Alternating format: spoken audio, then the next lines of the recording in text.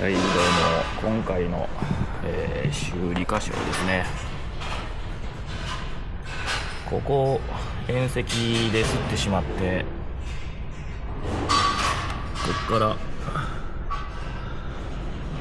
クーラントのホースに擦ってしまって、そこが傷ついて、冷却液が漏れたっていう形でした。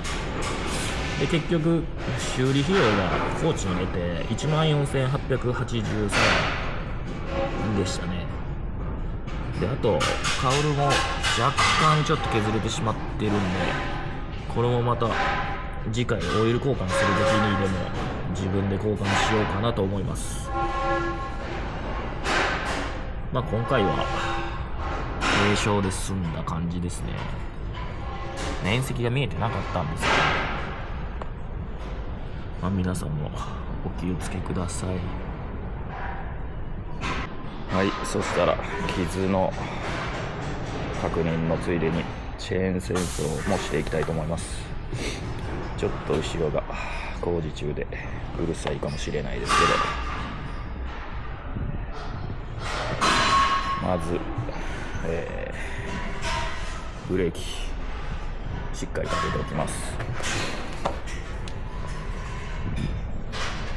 そしてチェーン清掃するときなんですけど、清掃するときここも開けて中の、ドライブスプロケットかな、それも清掃した方がいいと思いますね。一回開けなかったらここにだんだん油かすが溜まっていってしまったので、もう毎回開けて掃除するようにしてます。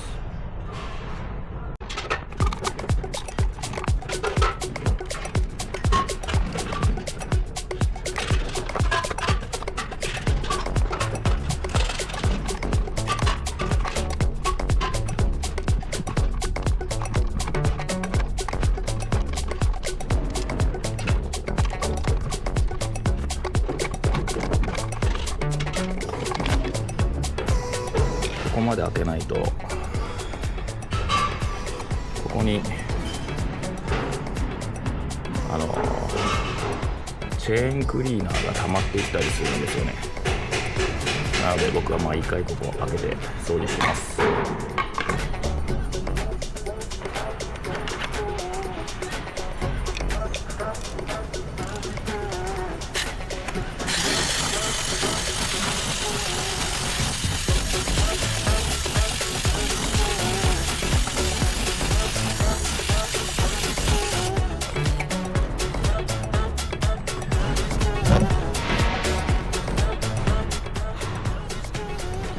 ここからとここも垂れてきますね。